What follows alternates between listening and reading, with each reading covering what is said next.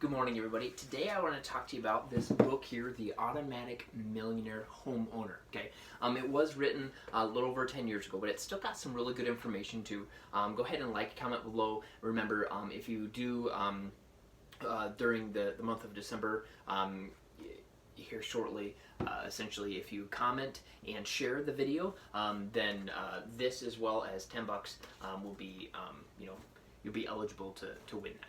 So we've been going through those series there. So the Automatic Millionaire Homeowner. Okay, I can send this to you guys, to someone who does share this.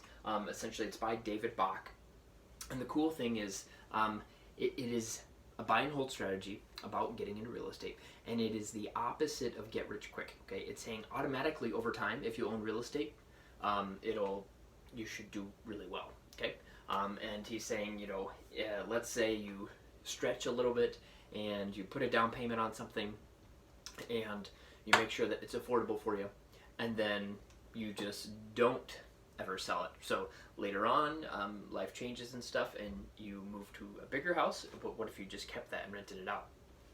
30 years from now, when it's completely paid off, and 3 decades later, don't you think it's most likely going to be worth quite a bit more? It might be renting for more.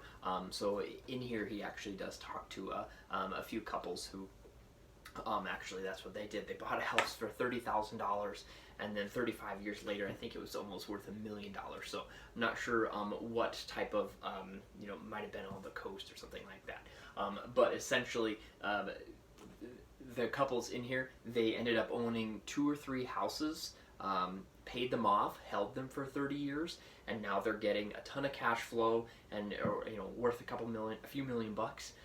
So they're just saying essentially that that happened automatically. Okay, so a couple things here. He's saying buy and hold.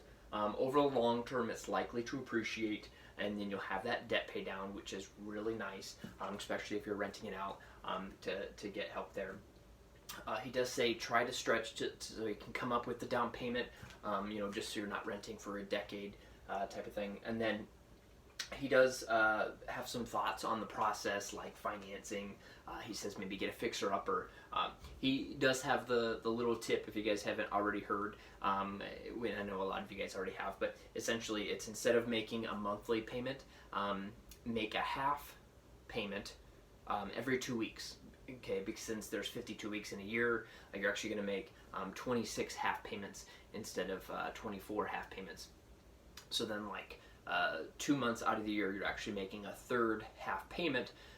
So then at the end of the year, you've actually made one whole extra mortgage payment a year, just by paying a half mortgage payment every 2 weeks. Okay, so that's kind of a way to, in a sense, train yourself, kind of trick yourself, but really then you won't miss the money, and then over the long term it really helps out too, as far as paying down the debt quicker. He does say some ways to protect yourself in case of a downturn. He says make sure you have some savings, and then also make sure that the mortgage is affordable, so where you can afford to pay that. He also mentions the Latte Factor.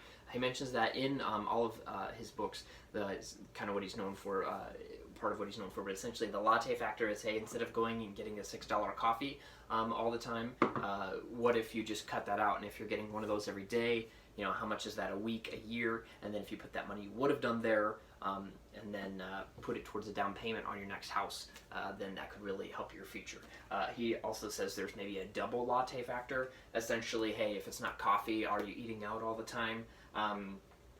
Do you smoke and drink quite a bit? Because you can cut those out and actually save a lot of money as well, or cutting the cable. So kind of like an overall good personal finance strategy, putting the savings into real estate and then just holding it for decades. And then just automatically the mortgage is being paid down. The markets are usually going up after decades, to where you could essentially become a millionaire by being a homeowner. Okay, so nothing crazy extravagant here, but pretty neat book. So go ahead, let me know if you guys have read this, and you guys have a good one. Thanks.